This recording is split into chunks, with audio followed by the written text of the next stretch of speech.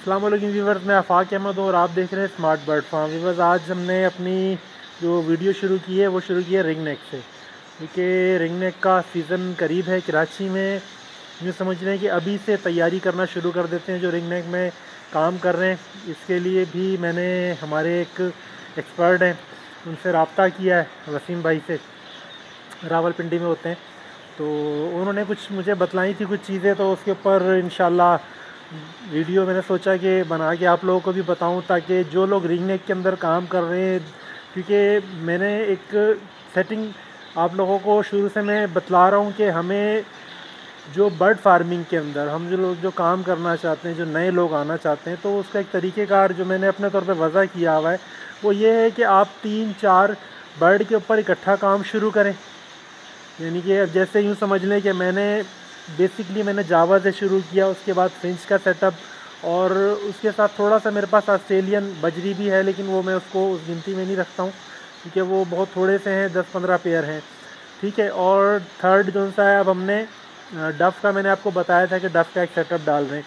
और महंगे परिंदे को, यानी कि जब आपको एक ऊपर की लेवल की ब्रीड की तरफ जाना होता है, तो उसके लिए आपने जो मैंने अपने तौर पे इंतखाब किया वो रिंग नेक का किया। आप किसी और परिंदे का भी कर सकते हैं मौसम के एतबार से, यानी कि जैसे गर्म इलाके हैं जो हमारे बलूचिस्तान के या अंदरूनी सिंध के इलाके हैं, तो यहाँ पर ये तीतर का बहुत अच्छा, यानी कि ये समझ लें कि ब्रीड है।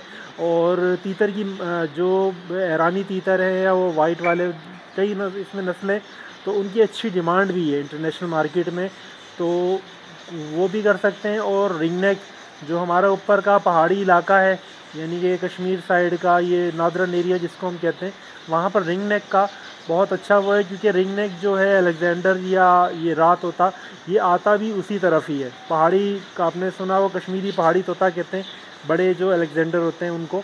तो ये वहीं के परिंदे, अगर आप वहाँ काम कर रहे हैं तो ये रिंग नेक आपके लिए बेहतरीन है।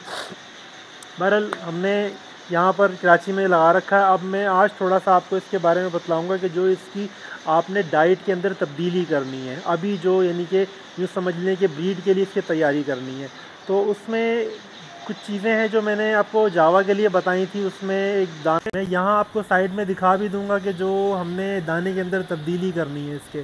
ठीक है। तो इसके अंदर गंदम, चना और मूंग, हरी जो छिलके वाली दाल होती है साबुत, वो ले लें आप। और लोबिया, लाल और सफ़ेद दोनों। ठीक है।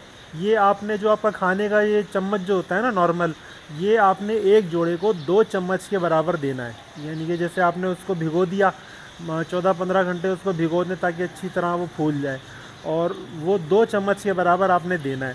उसके साथ जो इसका नॉर्मल दाना, यानी कि बाजरा, कंगनी वगैरह आप देना चाहते हैं और जवी देना चाहते हैं वो भी रखें, लेकिन एक एक्स्ट्रा फीड के अंदर ये चीज़ें दें। और इसके ऊपर आपने थोड़ा सा डालना है वीटासोल।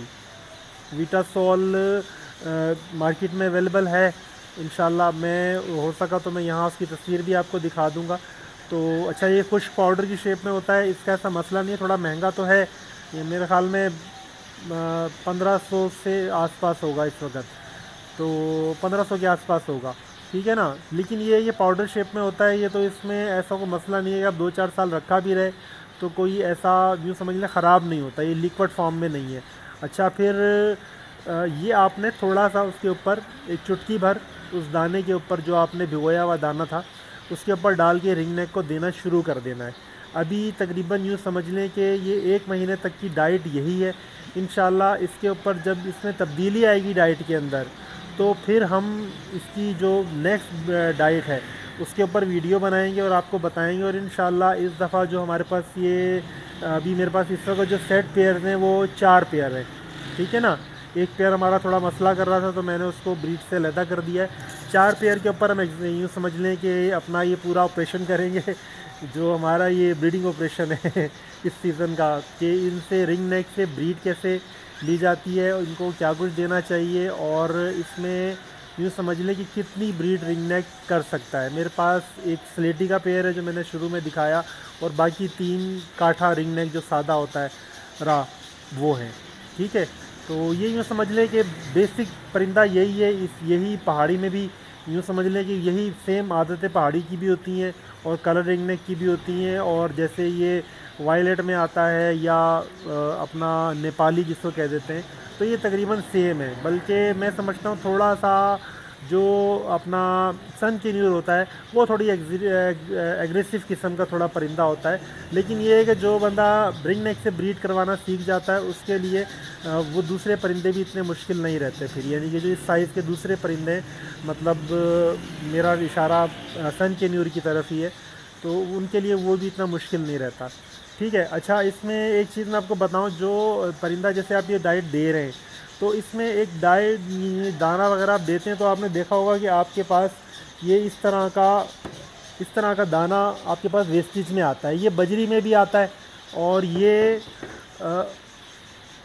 दूसरे यानी कि जो परिंदे हैं हमारे जैसे रिंग नेक है, ये भी दाने को तोड़ के खाते हैं, तो वो आधा खाते हैं आधा छोड़ देते हैं।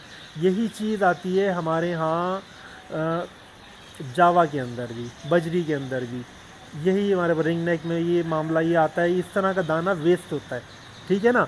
अब नेक्स्ट जो है इस दाने का भी सीधी बात है, देखें जो हमारा फार्मिंग का जो एक सिस्टम है ना, इसके अंदर आपको इस चीज़ का ख्याल रखना है कि आपकी इन्वेस्टमेंट, आपका जो रोज़ का ख़र्चा है उसको आप अच्छे तरीके से मैनेज करें। आपका कोई चीज़ ज़ाया नहीं होगी तो वो आपकी बचत में जाएगी।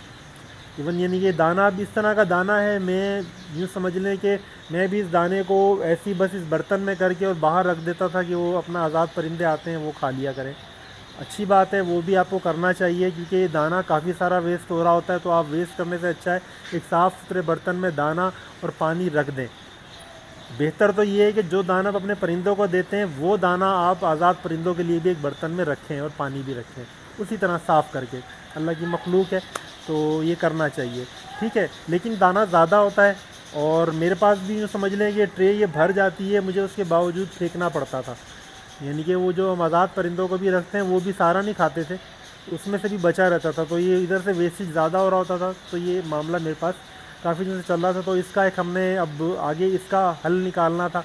तो उसके लिए मैंने एक और सिस्टम में चला रहा हूँ। इंशाल्लाह मैं नेक्स्ट वीडियो में आपको उसके बारे में बतलाऊँगा कि इस दाने को आप किस तरीके से मैनेज कर सकते हैं, ये दाना ज़ाया होने से कैसे बचा सकते हैं। तो व्यूअर्स, ये आज की वीडियो थी। इंशाल्लाह नेक्स्ट वीडियो में आपसे फिर मिलेंगे। अभी के लिए इजाज़त चाहूँगा। आपका बहुत बहुत शुक्रिया मेरी वीडियोस को देखने का, क्योंकि मैं अल्लाह का शुक्र है मैं देख रहा हूँ मेरे सब्सक्राइबर भी बढ़ रहे हैं और फॉलोवर्स भी बढ़ रहे हैं, वीडियो को देखने वाले लोग भी बढ़ रहे हैं। तो आप लोगों की यानी दिलचस्पी का बहुत बहुत शुक्रिया और दुआ करें कि अल्लाह ताला और हमारे चैनल को तरक्की दे ताकि मैं ऐसी इंफॉर्मेटिव वीडियोस आपके लिए लाता रहूं। इसके साथ इजाज़त चाहूँगा। अल्लाह हाफ़िज़।